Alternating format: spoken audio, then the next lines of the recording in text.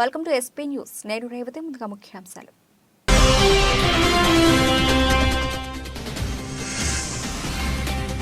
పుతిన్ను కలిసిన జైశంకర్, మోదీని ఆహ్వానించిన రష్యా అధ్యక్షుడు.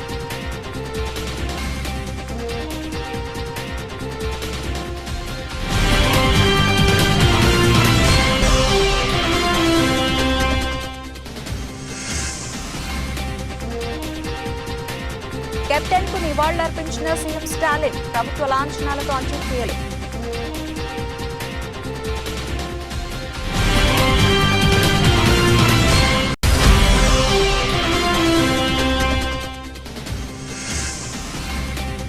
డంపర్ను ఢీకొట్టిన ప్రైవేటు బస్సు, 13 మంది సజీవ దహనం.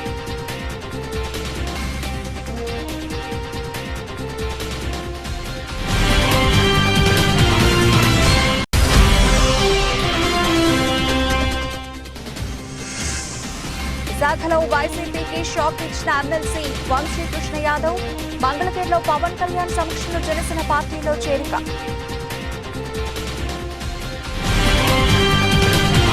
విదేశాంగ మంత్రి ఎస్ జైశంకర్ రష్యా అధ్యక్షుడు వ్లాదిమిర్ పుతిన్ ను కలిశారు. క్రెమ్లిన్లో ఆ ఇద్దరి భేటీ జరిగింది. అనేక అంశాలపై వాళ్లు చర్చించుకున్నారు. ఉక్రెయిన్ యుద్ధం గురించి కూడా చర్చించుకున్నట్లు చెప్పారు. వచ్చే ఏడాది తమ దేశానికి రావాలంటూ ప్రధాని మోదీకి పుతిన్ ఆహ్వానం పంపినట్లు జయశంకర్ తెలిపారు. స్నేహితుడు మోదీని తమ దేశానికి ఆహ్వానిస్తున్నామని పుతిన్ అన్నారు. రష్యాలో జయశంకర్ 5 రోజుల పర్యటనలో ఉన్నారు. ఆ దేశ విదేశాంగ మంత్రి సెర్గీ లావ్రోవ్ ను కూడా ఆయన కలిశారు. ఉక్రెయిన్ సంక్షోభాన్ని పరిష్కరించేందుకు ప్రధాని మోదీ తన స్థాయికి తగినట్లు ప్రయత్నం చేశారని పుతిన్ పేర్కొన్నారు. శాంతియుతంగా రష్యా సమస్యను పరిష్కరించినందుకు సహకరిస్తూ ఉన్న భారత్కు సమాచారాన్ని ఇవ్వడానికి సిద్ధంగా ఉన్నట్లు రష్యా అధ్యక్షుడు తెలిపారు. వచ్చే ఏడాది జరగనున్న వార్షిక సదస్సులో మోదీ పుతిన్ భేటీ అవుతారని మంత్రి జయశంకర్ వెల్లడించారు. ఆ ఇద్దరు నేతలు తరచూ టచ్లో ఉన్నట్లు చెప్పారు. భారత్ రష్యా మధ్య వాణిజ్య ఆదాయం పెరుగుతోందని పుతిన్ పేర్కొన్నారు. గత ఏడాదితో పోలిస్తే ఈ ఏడాది వృద్ధి రేటు అధికంగా ఉన్నట్లు ఆయన తెలిపారు. తమిళ స్టార్ నటుడు డిఎండికే అధినేత కెప్టెన్ విజయకాంత్ కు తమిళనాడు ముఖ్యమంత్రి ఎంకే స్టాలిన్ నివాళులర్పించారు. చెన్నైలోని విరుగంబాకంలో నటుడి నివాసానికి చేరుకున్న సీఎం కెప్టెన్ భౌతిక కాయంపై పూలు ఉంచి నివాళులర్పించారు. అనంతరం కుటుంబ సభ్యులను పరామర్శించారు. ప్రభుత్వ లాంఛనాలతో విజయకాంత్ అంత్యక్రియలు నిర్వహించనున్నట్లు ఈ సందర్భంగా స్టాలిన్ వెల్లడించారు. కెప్టెన్ విజయకాంత్ తీవ్ర అనారోగ్యంతో బాధపడుతూ గురువారం ఉదయం చెన్నైలోని ఓ ఆసుపత్రిలో చికిత్స పొందుతూ ప్రాణాలు కోల్పోయిన విషయం తెలిసిందే. ప్రస్తుతం ఆయన వయసు 71 ఏళ్లు. కెప్టెన్ మృతి వార్త తెలుసుకున్న సినీ రాజకీయ ప్రముఖులు, అభిమానులు సోషల్ మీడియా ద్వారా సంతాపం ప్రకటిస్తున్నారు. మరోవైపు విజయకాంత్ మృతదేహాన్ని అభిమానుల సందర్శనార్థం కోయంబేడులోని డిఎండికే కార్యాలయానికి తరలించారు. మధ్యప్రదేశ్లోని గుణాలో ఘోర రోడ్డు ప్రమాదం జరిగింది. బుధవారం అర్ధరాత్రి దాటిన తర్వాత గుణ ఆరోన్ రహదారిపై ఎదురుగా వస్తున్న డంపర్ను ప్రైవేటు బస్సు ఢీకొట్టింది. దీంతో బస్సులో ఒక్కసారిగా మంటలు చెలరేగాయి. అప్పటికే ప్రయాణికులు మంచి నిద్రలో ఉండటంతో 13 మంది సజీవ దహనమయ్యారు. మరో 17 మంది గాయపడ్డారు. సమాచారం అందుకున్న పోలీసులు ఘటనా స్థలానికి చేరుకుని సహాయక చర్యలు చేపట్టారు. క్షతగాత్రులను దవాఖానకు తరలించారు. ఈ ప్రమాదం నుంచి 4 మాత్రమే క్షేమంగా బయటపడ్డారని గుణ జిల్లా కలెక్టర్ తరుణ్ రాఠీ తెలిపారు. ప్రమాద సమయంలో బస్సులో 30 మంది ప్రయాణికులు ఉన్నారన్నారు. మంటల్లో మృతదేహాలు గుర్తుపట్టలేనంతగా కాలిపోయాయని చెప్పారు. ప్రమాద స్థలం నుంచి అన్ని మృతదేహాలను తొలగించామని, ప్రమాదానికి గల కారణాలు తెలుసుకోవడానికి దర్యాప్తు చేస్తున్నామని వెల్లడించారు. అభయహస్తం 6 గ్యారెంటీల దరఖాస్తులను ప్రజల నుండి స్వీకరిస్తున్న డోర్నకల్ ఎమ్మెల్యే ప్రభుత్వపు డాక్టర్ జాటోతు రామచంద్ర నాయక్.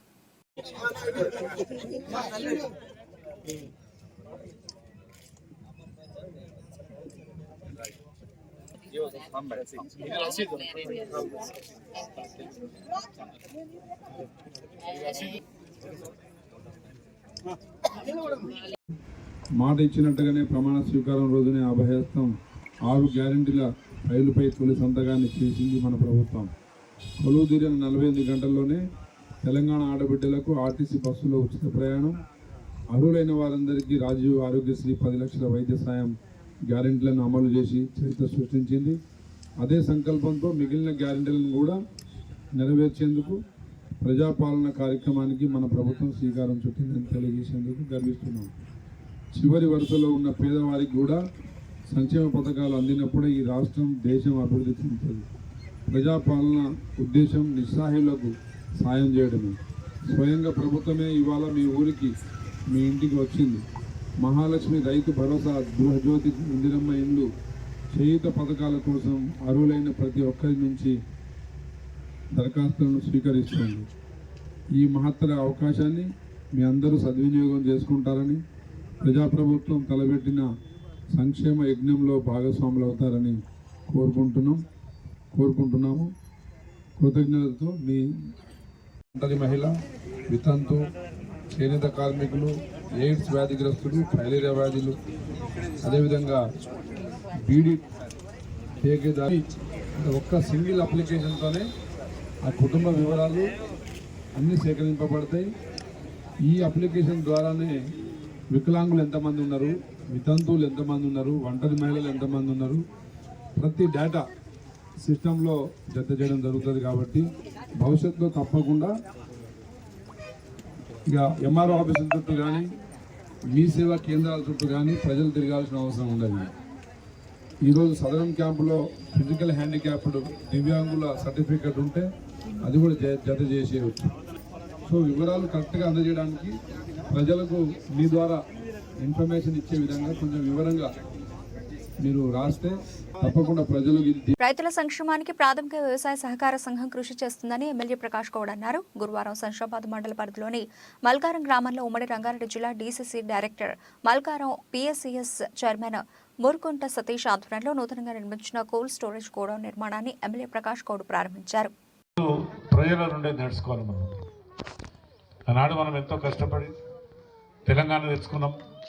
తెలంగాణ తెచ్చుకున్న తర్వాత మన ముఖ్యమంత్రి గారు ఒకటే ఆలోచన ఉండే, ప్రజలకు అందరూ కూడా తెచ్చుకున్న తెలంగాణను సుఖ సంతోషంతో ఉండాలి. నేను కాళేశ్వరం కానీ ఇవన్నీ ప్రాజెక్టులు కట్టి కోట్లాది రూపాయలు పెట్టి వాళ్ళు తీసుకొచ్చి చాలామంది చాలా మాట్లాడతారు, మీరు ఇంటుంటారు టీవీలలో. మనం కూడా ఇంకో 100 రోజుల దాకా ఎవరితో మాట్లాడద్దు, ఎవరి గురించి అనవద్దు అనేది కూడా మనం కూడా ఒక ఆలోచిస్తున్నాం. ప్రభుత్వం మంచి పని చేస్తే మనం కూడా స్వాగతిస్తాం. మంచి పని చేయకపోతే కూడా కనవాల్సింది ఎవరో కానీ దానివల్ల మనకందరూ కూడా మేము నష్టం జరిగింది ఏం లేదు, మీ అందరూ కూడా తెలుసు. ఇదే పట్టుదల మనం అందరూ కూడా మీ సర్పంచ్ ఎలక్షన్ని కానీ, ఎంపీ ఎలక్షన్ని కానీ, జడ్పీటీసీ అని కానీ, ఎంపీపీ అని కానీ బలంతో మీరు ఉండవలసిన బాధ్యత మీలో ఉన్నది. మనకు సైన్యం ఎక్కువ ఉన్నది, పోరాటం కూడా తక్కువ ఉంటుంది, సైన్యం ఎక్కువ ఉన్నది, ఈజీగా చేయగలుగుతాం. ఏ పని చేసినా మంచిగా గెలవగలుగుతాం. మహబూబాబాద్ జిల్లా కలెక్టరేట్లో జిల్లా కలెక్టర్ కె శశాంక అధికారులతో కలిసి విలేకరుల సమావేశం నిర్వహించి మాట్లాడుతూ, రేపటి నుండి తెలంగాణ రాష్ట్ర ప్రభుత్వం ప్రజాపాలనలో భాగంగా 6 గ్యారెంటీల అమలుకు దరఖాస్తులు స్వీకరించబడతాయని, ప్రతి గ్రామంలో అర్హులైన ప్రతి ఒక్కరూ ఈ దరఖాస్తును పూర్తి చేసి కౌంటర్లో అందించి రసీదు స్వీకరించాలని, ఎవరు ఈ అనుమానాలు ఉన్న సంబంధిత అధికారి వద్ద నివృత్తి చేసుకోవాలని, ఇదే దరఖాస్తు దశ మాత్రమే అని, ప్రభుత్వ నిబంధనలకు లోబడి లబ్ధిదారులకు ప్రభుత్వ పథకాలు అమలు చేయబడతాయని, కావున ప్రతి ఒక్కరూ 6 గ్యారెంటీలకు సంబంధించి దరఖాస్తు చేసుకోవాలని సూచించారు. ఈ 3 వాక్యాలను మళ్ళీ మీరు మననం చేసుకుంటారు. జనరల్ కౌంటర్లో వాళ్ళకు రసీదు ఇస్తారా? జనరల్ కౌంటర్లో మీరు రిసిప్ట్ తీసుకుంటామని చెప్పేస్తాం. ఇతర సమస్యలు ఉంటాయి కదా సార్, చాలా మంది అప్లికేషన్ చేయడానికి ముందుకు వస్తారు, వాళ్ళకి రసీదు ఇస్తారా? రిజిస్టర్లో అయితే మేము నమోదు చేసుకుంటా ఉన్నాము. రసీదు గురించి కూడా అవకాశం ఉంటే ఆలోచిస్తాం ఖచ్చితంగా. పాత పెన్షన్దారులు, పాత రైతు భరోసాదారులు దరఖాస్తు చేసుకోవాలా వద్దా? మీరు వాళ్ళకు కూడా ఒకసారి అప్లికేషన్ కాపీ పంపిస్తారు. ఫార్వర్డ్ చేస్తే మాత్రం కింద నెలకు 4,000 మరియు దివ్యాంగుల పెన్షన్ 6,000 పొందేందుకు ఈ కింద వివరాలు తెలపండి. ప్రస్తుతం పెన్షన్ పొందుతూ అప్లికేషన్ పొంది జరిగితే మీరు కూడా చాలా మందికి అవగాహన కల్పించిన వాళ్ళు అప్లికేషన్ అనేది రాసు పెన్షన్ సంబంధించిన వాళ్ళు వస్తున్న వాళ్ళు ఇప్పుడు తీసుకుంటున్న వాళ్ళు మళ్ళీ దరఖాస్తు చేయాల్సిన అవసరం లేదు. కానీ కొద్దిమందికి మాకు రావాలి, మాకు రాలేదు అని ఉండొచ్చు.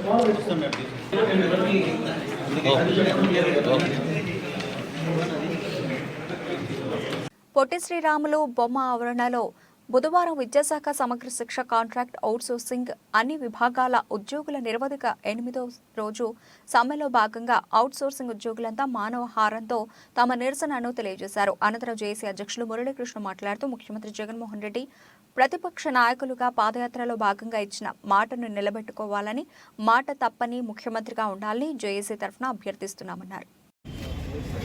నా పేరు పి తవిట్నాయుడు సార్, శ్రీకాకుళం జిల్లా SSA general secretary sir, JAC SSA JAC general secretary sir. మేము గత 8 రోజులుగా ఈ సమగ్ర శిక్షలో ఉండేటటువంటి అన్ని కేటగిరీ ఉద్యోగుల్ని రెగ్యులర్ చేయాలని, అలాగే సమాన పనికి సమాన వేతనం అమలు చేయాలని, హెచ్ఆర్ పాలసీ అమలు చేయాలని, ఎంటీఎస్ కల్పించాలని తదితర న్యాయమైనటువంటి డిమాండ్లు సాధన కోసం మేము రాష్ట్ర ప్రభుత్వానికి ఇదివరకే తెలియజేసి మేము సబ్మిట్ చేయడం జరుగుతుంది సార్. ఇప్పుడు మేము కోరినటువంటి కోరికలు కానీ డిమాండ్స్ కానీ ఏవి కూడా గొంతెమ్మ కోరికలు కావు. ఆయన ఆ రోజు ప్రతిపక్ష నేత హోదాలో పాదయాత్ర సమయంలో ఇచ్చినటువంటి హామీలు నెరవేర్చండి అయ్యా అని మేము అడుగుతున్నాం. అయినా సరే ఆయన ఈరోజు ప్రభుత్వానికి వచ్చి కొత్త కాదు, 4.5 ఏళ్ళు గడిచిపోయింది. మా పట్ల ఆయనకి ఎటువంటి చిత్తశుద్ధి కూడా కనిపించట్లేదు. కనీసం మేము పనిచేసినటువంటి కాలానికి కూడా జీతాలు వేయలేని పరిస్థితి వచ్చింది. అదేం దౌర్భాగ్యమో కానీ మేము డిమాండ్లు నెరవేర్చండి అని అడుగుతామని ఉద్దేశంతోనేమో జీతాలు వేయకుండా ఆయన మమ్మల్ని రోడ్డు ఎక్కించేలా ఇబ్బంది పెట్టే పరిస్థితులు తీసుకొస్తున్నారు. కాబట్టి ఇప్పటికైనా జగన్మోహన్ రెడ్డి గారు మీరు పాదయాత్రలు ఇచ్చినటువంటి హామీలు జగిత్యాల జిల్లా కేంద్రంలోని జిల్లా పోలీస్ ప్రధాన కార్యాలయంలో ఏర్పాటు చేసిన విలేకరుల సమావేశంలో జిల్లా ఎస్పీ సన్ప్రీత్ సింగ్ జిల్లా పోలీస్ శాఖ 2023 సంవత్సర నేర వార్షిక నివేదికను విడుదల చేశారు. ఈ సందర్భంగా ఎస్పీ మాట్లాడుతూ జిల్లాలో శాంతి భద్రతల పరిరక్షణకు పోలీసులు నిరంతరం కృషి చేస్తున్నారని, జిల్లాలో గంజాయి దొంగతనాల నివారణకు తగు చర్యలు తీసుకుంటున్నామని, ప్రజలు ఏ సమస్య ఉన్నా పోలీస్ స్టేషన్కు వచ్చి ఫిర్యాదు చేయొచ్చని, ప్రతి కేసుకు ఖచ్చితంగా ఎఫ్ఐఆర్ నమోదు చేయాలని తెలిపారు. సైబర్ నేరాలపై 903 టోల్ ఫ్రీ నెంబర్కి ముందుగా కంప్లైంట్ ఇవ్వాలని, తద్వారా సైబర్ నేరగాళ్లకు మన నగదు ట్రాన్స్ఫర్ అవ్వకుండా హోల్డ్లో పెట్టగలుగుతామని సూచించారు. ఈ సమావేశంలో ఏఆర్, ఏఎస్పీ, డీఎస్పీలు, సిఐలు, ఏఆర్, ఎస్ఐలు పాల్గొన్నారు. మనం ఈరోజు ఇక్కడ జగిత్యాల డిస్ట్రిక్ట్ పోలీస్ సంబంధించిన 2023 ఎట్లా పాస్ అయితే గేమ్లో సంవత్సరంలో క్రైమ్ ప్యాటర్న్స్ ఎట్లాగా ఉన్నారో దాని గురించి మాట్లాడడానికి ఇక్కడ అందరూ ఉన్నాము. సో ఈ ఇయర్ మొత్తం చూస్తే మోస్ట్లీ కదా ఒక సంవత్సరం మనకి కంప్లీట్ అయిపోయింది. మీకు అందరికీ తెలుసు ఇక్కడ లాస్ట్లో ఇయర్ ఎండ్లో మనకి ఎలక్షన్స్ కూడా వచ్చినాయి. సో ఎలక్షన్స్ కూడా టోటల్ ఆల్ ప్రొసెసెస్ కూడా పీస్ఫుల్ వేలోనే కంప్లీట్ అయినాయి. ఇక్కడ కూడా ఎలాంటి కూడా ఇష్యూ కావాలి. సో మనము ఈ క్రైమ్ డీటెయిల్స్లోకి వెళ్తే అది 23లోని ఓవరాల్ క్రైమ్ మనం చూస్తే లాస్ట్ ఇయర్ కంటే 22 కంటే దాదాపు ఉంది జస్ట్ 1% రిడక్షన్ వచ్చింది. 2022లో ఎట్లాగా 5,120 క్రైమ్స్ రిజిస్టర్ అయినాయి. 23లో 5,070 క్రైమ్స్ రిజిస్టర్ అయినాయి. స్మాల్ రిడక్షన్ ఉంది. లేక ప్రాపర్టీ అఫెన్సెస్లో పెద్ద రిడక్షన్ వచ్చింది. 354 22లో ఉండే దానికి కంపేర్ చేస్తే 23లో 325 రికార్డ్ అయింది. సో ప్రాపర్టీ క్రైమ్స్లో డిటెక్షన్ పర్సెంటేజ్ మేము అంటాము, అంటే ఎన్ని కేసెస్ డిటెక్ట్ చేయడం జరిగింది అది దాదాపు అంతేనే ఉంది. కానీ ప్రాపర్టీ లాస్ట్ కొంచెం ఎక్కువ అయింది. అయితే ఒక్కొక్క కేసులో ప్రాపర్టీ పోవడం ఉంది కొంచెం ఎక్కువ ఉండడం వల్ల. సో ప్రాపర్టీ రికవరీ పర్సెంటేజ్ కూడా దాదాపు అంతనే ఉంది. దాంట్లో కూడా ఎంత పెద్ద చేంజెస్ లేవు. కానీ 2014లో కాపు ఓట్ల అండతో గెలిచి కాపులకు రిజర్వేషన్లు ఇస్తామని నమ్మబలికి దారుణంగా మోసం చేసిన చంద్రబాబును నేడు కాపులు వెంట నడుస్తారా, లేదా పవన్ కళ్యాణ్ ముసుగుతో వస్తున్న చంద్రబాబు చేతిలో మళ్లీ మోసపోతారా? కాపుల ఆత్మగౌరవాన్ని చంద్రబాబు కాళ్ల ముందు పడేసిన పవన్ వెనుక కాపులు ఉంటారా? వైఎస్ఆర్సీపీ నేత శివశంకర్ రెడ్డి ప్రశ్నించారు. చంద్రబాబును రాజకీయంగా బతికిస్తారా, రాజకీయంగా చంపేస్తారా తెలుసుకోవాల్సింది కాపు సోదరులే. వంగవీటి రంగాన్ని చంపించినటువంటి చంద్రబాబును కాపులు రాజకీయంగా బతికిస్తారా, చంపేస్తారా? కాపులకు రిజర్వేషన్లు ఇస్తానని మోసం చేసి 2014లో ఓట్లు వేయించుకున్న తర్వాత కాపులను చీపురు పుల్లలా ఇసిరి పడేసిన బాబుని కాపులు రాజకీయంగా చంపేస్తారా, బతికేస్తారా? మేము అధికారంలోకి వస్తే కాపులకు ఏడాదికి 5,000 కోట్లు ఇస్తామని 2014-19 మధ్య మన చంద్రబాబు 3,000 కోట్లు కూడా ఇవ్వని చంద్రబాబును కాపులు బతకనిస్తారా, రాజకీయంగా చంపేస్తారా?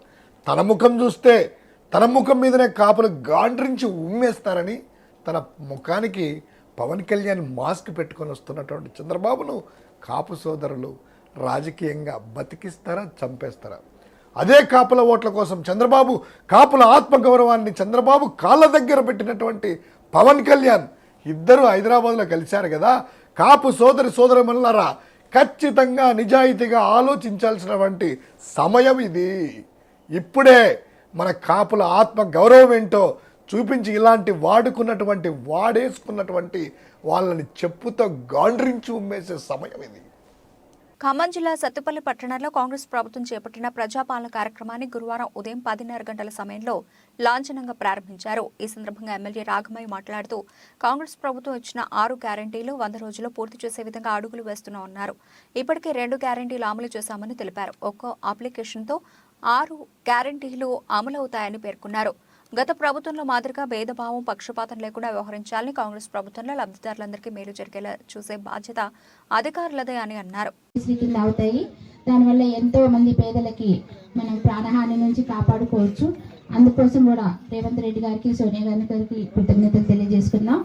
అలాగే మన ప్రభుత్వం ఏర్పడి 20 రోజుల లోపలే మిగతా 6 గ్యారెంటీల అమలు కోసం మనం అన్ని కలిపి ఒక అప్లికేషన్ ఫామ్లోనే ఒక్కొక్క పథకానికి ఒక్కొక్క అప్లికేషన్ పెట్టుకొని అధికారుల చుట్టూ తిరిగే అవసరం లేకుండా మనం అధికారులే మన ముందుకు వచ్చి మన విన్నతులు స్వీకరించి మనకి ఏమేమి అవసరమో అవన్నీ కూడా మనం ఒక అప్లికేషన్ తోటి ఫిల్అప్ చేసి సక్రమంగా అక్కడ అందించి, అలాగే ఈ 5 పథకాలే కాకుండా ఇంకా మనకి ఏమన్నా అప్లికేషన్స్ కావాలన్నా కూడా మీరు మామూలుగా దరఖాస్తు చేసుకోవచ్చు. ప్రతి అప్లికేషన్ కూడా స్వీకరించడం జరుగుతుంది. ఈ అవకాశం ప్రతి ఒక్కరు సద్వినియోగం చేసుకోవాలని మీ అందరినీ కోరుతున్నాను. అలాగే ఇది నిరంతర ప్రక్రియ. ఇప్పుడు 8 రోజుల్లో అయ్యేది కాదు. ప్రతి 4 నెలలకు ఒకసారి కూడా మళ్ళీ మనం ఇట్లాగే సభలు నిర్వహించుకొని ఇంకా అందని వాళ్ళకి అందించే ప్రయత్నం చేస్తాము. ఇది కంటిన్యూగా కాంగ్రెస్ ప్రభుత్వం కంటిన్యూగా 5 సంవత్సరాలు చేపట్టే ప్రోగ్రాం కనుక మీరందరూ దయచేసి సహకరించి ప్రతి ఒక్కరూ కూడా అవకాశం సద్వినియోగం చేసుకోండి. అర్హులైన వాళ్ళకి ప్రతి ఒక్కరికి రోజా అంటే నిజమైన భాషకు బ్రాండ్ అంబాసిడర్. రాజకీయాల్లో మహిళలు ఎంతో హుందాగా ఆదర్శంగా ఉండాలి. కానీ రోజా మాత్రం మహిళ అనే సంగతి మరిచి మాట్లాడుతున్నారు. తెలుగుదేశం టీడీపీ నాయకుల గురించి మీరు మాట్లాడే మాటలు, హావభావాలు చూస్తుంటే సాటి మహిళగా సిగ్గుపడుతున్నాం. జగన్మోహన్ రెడ్డి ప్రాపకం కోసం, మీకు సీటు కోసం అసభ్యంగా మాట్లాడుతున్నారు. టీడీపీ 175 స్థానాల్లో పోటీ గురించి రోజా నోరు పారేసుకున్నారు. టీడీపీ అంటే క్రమశిక్షణ కలిగిన పార్టీ. మా పార్టీలోనే కార్యకర్త నుంచి నాయకుల వరకు హుందాగా ఉండేటట్టు చంద్రబాబు తీర్చిదిద్దుతారు. ఎప్పుడు ఎన్నికలు వచ్చినా 175 నియోజకవర్గాల్లో గెలుపు సాధించే అభ్యర్థులతో టీడీపీ సిద్ధంగా ఉంది. వైసీపీ పార్టీలో ఎమ్మెల్యేలే బయటకు వెళ్లిపోతున్నారు. జగన్ రెడ్డి భయంతో ఎమ్మెల్యే అభ్యర్థులను మారుస్తున్నారు. జగన్ రెడ్డిపై ప్రజా వ్యతిరేకత తీవ్ర స్థాయిలో ఉండడంతో రోజా పిచ్చిపట్టినట్లుగా మాట్లాడుతున్నారని ఎద్దేవా చేశారు. మహిళగా మంత్రి పదవి బాధ్యతలు నిర్వర్తిస్తున్న రోజా సెల్వమణి గారికి ఒక మనవి, సూచన, హెచ్చరిక. రోజా గారు, మహిళల నుంచి మన సమాజం, ఇతరులు కాస్త సభ్యత, సంస్కారం, హుందాతనం ఆశిస్తారు. అందులో రాజకీయాల్లో ఉన్న మహిళలు ఇంకెంత హుందాగా ఉండాలో ముందు తరంలో ఉన్న ఎంతోమంది మహిళా నాయకురాలను చూసి నేర్చుకోండి. ఈరోజు తెలుగుదేశం గురించి, తెలుగుదేశం నాయకుల గురించి మీరు మాట్లాడే మాటలు, మీ హావభావాలు చాలా నీచంగా ఉంటున్నాయి. ముఖ్యంగా మీకు ఎలా ఉందో నాకు తెలియదు, కానీ మీ గురించి ఆంధ్ర రాష్ట్రంలో ఇతర మహిళలు తిరుగుతున్న తిట్లు అవన్నీ వింటుంటే మీరు ఏ పార్టీ వారైనా సరే కానీ మహిళ కాబట్టి మహిళలుగా మేమందరం కూడా సిగ్గుపడుతున్నాం. ఏ రంగంలో మహిళలు ఎలా ఉండకూడదో అలా ఉంటున్నారు మీరు. ఈరోజు 175 నియోజకవర్గాల్లో తెలుగుదేశం పార్టీ అభ్యర్థుల గురించి నోరు పారేసుకుంటున్నారు. దయచేసి ఒక్కటి ముందు గమనించుకోండి. మీకు కానీ మీలాగా తెలుగుదేశం పార్టీ మీద నోరు పారేసుకుంటున్న వాళ్ళు జగన్ రెడ్డి ప్రాపకం కోసం రేపుదే మీకు అసలు టికెట్లు వస్తాయో లేదో తెలియదు కాబట్టి నోరు పారేసుకుంటేనైనా జగన్ రెడ్డి టికెట్లు ఇస్తారని ఒక నీచమైన ఆలోచనతో నోరు పారేసుకుంటున్నారు. ఎప్పుడు ఎన్నికలు వచ్చినా 175 నియోజకవర్గాల్లో గెలుపుని సాధించే అభ్యర్థులతో రెడీగా ఉన్నది తెలుగుదేశం పార్టీ. ఇక ఓటమి బాటే కాదు, పతనావస్థకు చేరుకున్న మీ వైఎస్ఆర్పీ పార్టీలో అసలు రేపుదే మీకు టికెట్ ఇస్తారో లేదో ముందు అది కనుక్కొని అప్పుడు మాట్లాడితే బాగుంటుంది. దయచేసి నోరుని అదుపులో పెట్టుకుంటే మహిళగా అయినా ఆ కొంచెం గౌరవమైనా మీరు నిలుచుకుంటారని ఆశిస్తూ మీ తోటి మహిళగా ఉంటున్న మీ సోదరి గౌతు శిరీష. గొల్లప్రోలు నగర పంచాయతీ శానిటేషన్ వర్కర్ల సమస్యలు పరిష్కరించాలని నగర పంచాయతీ కార్యాలయం వద్ద సమ్మె నిర్వహించారు. కార్యదర్శి సిహెచ్ రమణ మాట్లాడుతూ రాష్ట్ర ప్రభుత్వం ఎన్నికల ముందు ఇచ్చిన హామీల అమలు చేయాలని, తాము అధికారంలోకి వస్తే శానిటేషన్ వర్కింగ్ పర్మనెంట్ చేస్తామని అన్నారు. అలాగే కనీసం వేతనాలను కూడా పెంచకుండా ఇబ్బంది పెడుతున్నారని ఆయన అన్నారు. అందరినీ పర్మనెంట్ చేయాలని, తమ డిమాండ్ను ప్రభుత్వం పట్టించుకొని అమలు చేయాలని కోరారు. కార్మికులను పట్టించుకొని ఏ ప్రభుత్వం కూడా మనం కూడా సాధించింది లేదన్నారు. ఈ కార్యక్రమంలో అధ్యక్షులు సిఐటి జిల్లా కమిటీ మెంబర్ కె చిన్న, సిటీ నాయకులు నందీశ్వరరావు, అధ్యక్ష కార్యదర్శులు నీలాపు ఏసమ్మ, బి సత్యవతి, సిహెచ్ రామారావు, సింహాచలం, మరడియా, లో బాబు, దివ్యవాణి, పోలమ్మ, రాజమోహన్, సిపిఎం పిఠాపురం నాయకులు కోనేటి రాజు, రజక వృత్తిదారుల సంఘ నాయకులు కె నాగేశ్వరరావు మద్దతు పలికారు. గొల్లకోలు మున్సిపల్ కార్యక్రమం అయితే మాకు మీరు పాదయాత్ర చేసేటప్పుడు మాకు అన్ని హక్కులు ఇస్తానని అన్నారు. కానీ ఇప్పటికొచ్చి మాకు ఏ ధర్మం జరగలేదు. అయినా వయసున బిడ్డలు ఉన్నారు. మేము ఇప్పటికీ కూడా కష్టపడి ఆ బిడ్డలు పోషించుకుంటున్నాం. ఒక పని పాటలు కూడా కల్పించలేదు.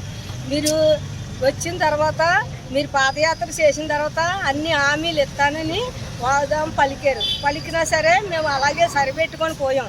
ఇప్పటికి కూడా మాకు మీరేమీ చెప్పలేదు, జవాబు చెప్పలేదు. ఈ సమ్మెలు ఎందుకు చేస్తున్నామంటే మీరు మాకు సొంతంగా పర్మిట్లు చేస్తారని ఆశపడి ఎదురు చూస్తున్నాం. మళ్ళీ చనిపోయిన వాళ్ళకి కూడా ఉద్యోగం కూడా ఇవ్వలేదు. వాళ్ళు కుటుంబం పోషించబడాలా లేదండి, అది మీకు అడుగుతున్నాం పెద్ద అధికారులు కాబట్టి. మాకు చిన్నవాళ్ళకి మీరు చూడాలి కదా. మేము ఊర్లో కార్మిక సంఘం పని చేస్తున్నామంటే, వాళ్ళు శుభ్రత చేస్తున్నామంటే దాన్ని దేని బట్టి మీరు మాట్లాడి మాకు అవకాశం కలిగించకపోతే మేము ఎలా బతకగలం? మీరు చూడకపోతే అధికారులు కూడా పట్టించుకోవట్లేదు. అధికారులు అన్ని అధికారాలు కావాలని ఉంటారు. ఎవరో మా కోసం మాట తప్పుతూ లేదు. మా మాట కూడా తప్పుతున్నారు, చెయ్యి కూడా తిప్పుతున్నారు. దాని బట్టి మీరు మా కోసం మీరు ఆలోచించి మీరు ఏదైనా న్యాయం చేస్తారని పెద్దలకి అడుగుతున్నాను. విశాఖకు చెందిన వైసీపీ ఎమ్మెల్సీ వంశీ పార్టీ మారారు. ఈ రోజు జనసేన అధినేత పవన్ కళ్యాణ్ సమక్షంలో ఎమ్మెల్సీ వంశీ కృష్ణ యాదవ్ జనసేనలో చేరారు. ఈ సందర్భంగా పవన్ కళ్యాణ్ మాట్లాడుతూ, వంశీతో తనకు 2009 నుంచే పరిచయం ఉంది. ప్రజారాజ్యం యోజన విభాగం యువరాజ్యం అధ్యక్షుడిగా ఉన్నప్పటి నుంచి వంశీతో తనకు పరిచయం ఉందని ఆయన చెప్పుకొచ్చారు. ఎమ్మెల్సీగా ఉండి కూడా వంశీ జనసేనలోకి వచ్చిన ఆయనని మనస్ఫూర్తిగా పార్టీలోకి ఆహ్వానిస్తున్నానని, అలాగే వంశీ తన సొంతింటికి వచ్చారని అన్నారు. ఆయన పార్టీలకు వచ్చిన విధానం తనకు నచ్చింది. వంశీ ఏ నమ్మకంతో జనసేనలోకి వచ్చారో ఆ నమ్మకం కోల్పోకుండా పార్టీ అండగా ఉంటుందని జనసేన అధినేత పవన్ కళ్యాణ్ అన్నారు. వంశీని తాను నియోజకవర్గం దృష్టిలో తాను చూడడం లేదు. వంశీ వంటి నేతలు రాష్ట్రానికి అవసరం. వంశీకి చాలా బలంగా పార్టీ అండగా ఉంటుంది అని పవన్ కళ్యాణ్ పేర్కొన్నారు. చెన్నుపోయిన వంశీకృష్ణ యాదవ్ గారు ఈరోజు పరిచయం కాదు. 2009 నేను యువరాజ్యం అధ్యక్షులుగా ఉన్నప్పుడు ఆ రోజు నుంచి ఉత్తరాంధ్రలో చాలా బలమైన యంగ్ లీడర్, డైనమిక్ లీడర్. ఆ రోజు నాకు ఆయన ప్రత్యక్షంగా ఆయన చూశాను ఆ రోజున. సో యువరాజ్యంలో ఆయనకి ఆ రోజున ఆయన ఆహ్వానించడం జరిగింది. కోఇన్సిడెంటల్గా మళ్ళీ 2009 తర్వాత మళ్ళీ 2023లో ఎమ్మెల్సీ అభ్యర్థిగా ఉండి కూడా మనస్ఫూర్తిగా ఈ రోజున జనసేన పార్టీలోకి వచ్చినందుకు మనస్ఫూర్తిగా శ్రీ చిన్నబోయిన వంశీకృష్ణ యాదవ్ గారిని మనస్ఫూర్తిగా ఆహ్వానిస్తున్నాను. వారితో పాటు పార్టీలోకి వచ్చిన మీ నలుగురికి కూడా ప్రత్యేకించి నా హృదయపూర్వక ఆహ్వానం పలుకుతూ ఉన్నాను. నేను 2009 నుంచి వీరిని చూస్తూ ఉన్నాను. చాలామంది ఆ రోజుల్లో, ఇంక్లూడింగ్ తెలంగాణలో కూడా చాలామంది యువరాజ్యంలో ఉన్న వ్యక్తులు చాలామంది కీలకమైన నాయకులు అయ్యారు ఈ రోజున, అటు తెలంగాణలోనూ ఇటు ఆంధ్రాలో. సో ఆ కోవకు చెందిన శ్రీ వంశీకృష్ణ యాదవ్ గారు మనస్ఫూర్తిగా మళ్ళీ ఇంకొకసారి రావటం, ఇందాక ఆయన అన్నట్టుగా తిరిగి సొంత ఇంటికి నేను వచ్చినట్టుగా ఉందంటే మనస్ఫూర్తిగా నేను అదే దృష్టితో చూస్తూ ఉన్నాను. ఇది అలాగే ఆయన వచ్చిన విధానం నాకు చాలా నచ్చింది. ఏ సమస్యల మీద ఇవన్నీ ప్రస్తావించకుండా భావజాలం ఇది మరింతగా ఆకట్టుకుంది. ఆయన పార్టీలోకి రాకముందు జరిగిన చర్చల మీద నేను అర్థం చేసుకుంది.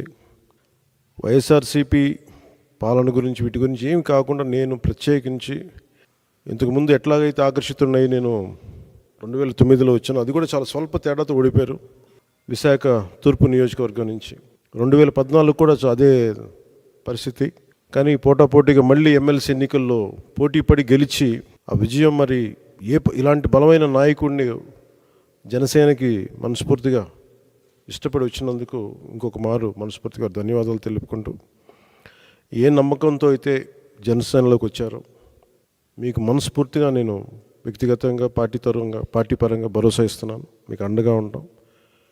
మీతో పాటు వచ్చిన మీ అందరికీ కూడా ఈరోజున కండువాలించిన ప్రతి ఒక్కరు కూడా పేరు పేరున మీలో ఒకళ్ళు ఇద్దరు నాకు ఖచ్చితంగా యువరాజ్యంలో చేశారని అనుకుంటా ఉన్నాను. మీరు చేశారు దుర్గాప్రసాద్ గారు. సో మీ అందరికీ మరోమారు మనస్ఫూర్తిగా స్వాగతం పలుకుతూ, నేను చూస్తుంది మీకు ఆయనతో పాటు గత దశాబ్దన్నర కాలంగా ఉన్నారు కాబట్టి ఆయనకి ప్రత్యేకించి మీకు చెప్తున్నాను. ఇది ఆయన్ని నేను ఒక నియోజకవర్గం దృష్టితో చూడట్లేదు. అలాంటి బలమైన వ్యక్తులు రాష్ట్రానికి చాలా అవసరం. రాష్ట్ర స్థాయి నాయకుడిగా ఆయన ఎదగాలి. మనస్ఫూర్తిగా దానికి నా వంతు కృషి నేను చేస్తానని మీకు తెలియజేసుకుంటూ, ఆయన నమ్మి మీరు ఇంతకాలం ఆయనతో ఉన్నందుకు మీరు మనస్ఫూర్తిగా భవిష్యత్తులో ఆయనకి మంచి భవిష్యత్తు వేసేలాగా పార్టీ చాలా నిర్మాణాత్మక చర్యలు తీసుకుంటాం. చాలా బలంగా ఆయనకి అండగా ఉంటాం తెలియజేసుకుంటూ, దీనికోసం ఆయన పార్టీలో చేరిక వచ్చిన ఇక్కడ జనసేన నాయకులందరికీ, అంతర్జాతీయ ట్రెండ్ సానుకూలత, దేశీయ ఆర్థిక ఫండమెంటల్స్ బలపడుతున్న సంకేతాలతో భారత స్టాక్ మార్కెట్ మరో కొత్త చరిత్ర సృష్టించింది. వరుసగా 4వ రోజు బలమైన ర్యాలీ జరిపింది. బుధవారం బీఎస్ఈ సెన్సెక్స్ తొలిసారిగా 72,000 పాయింట్ల శిఖరాన్ని అధిరోహించింది. తాజాగా 702 పాయింట్లు పెరిగిన ఈ సూచి 72,038 పాయింట్ల వద్ద ముగిసింది. ఇదే బాటలో ఎన్ఎస్ఈ నిఫ్టీ 21,600 పాయింట్ల స్థాయిని మొదటిసారిగా దాటేసింది. 213 పాయింట్ల భారీ లాభంతో 21,655 పాయింట్ల వద్ద ముగిసింది.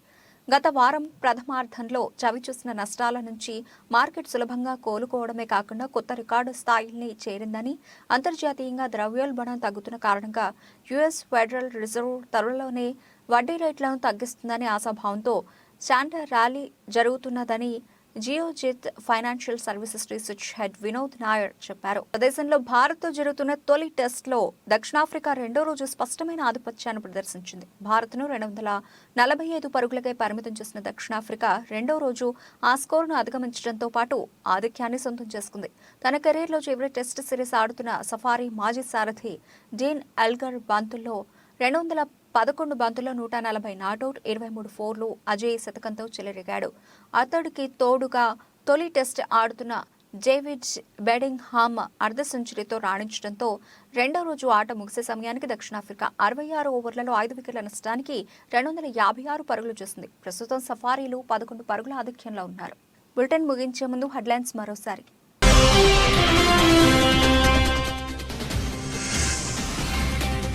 పుతిన్ను కలిసిన జైశంకర్, మోదీని ఆహ్వానించిన రష్యా అధ్యక్షుడు.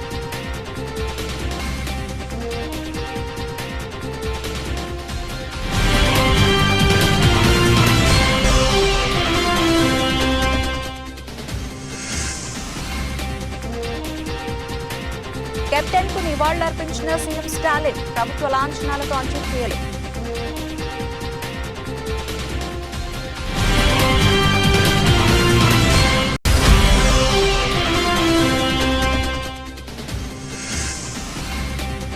డంపర్ను ఢీకొట్టిన ప్రైవేటు బస్సు, 13 మంది సజీవ దహనం.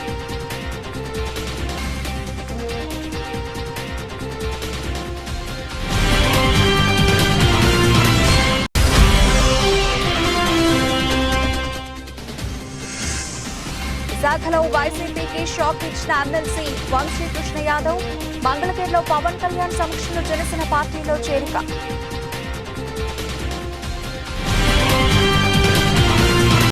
ఇవి ఇప్పటివరకు నిలిచిన అప్డేట్స్. మరిన్ని అప్డేట్స్తో మళ్ళీ కలుద్దాం. అంతవరకు సెలవు. నమస్తే.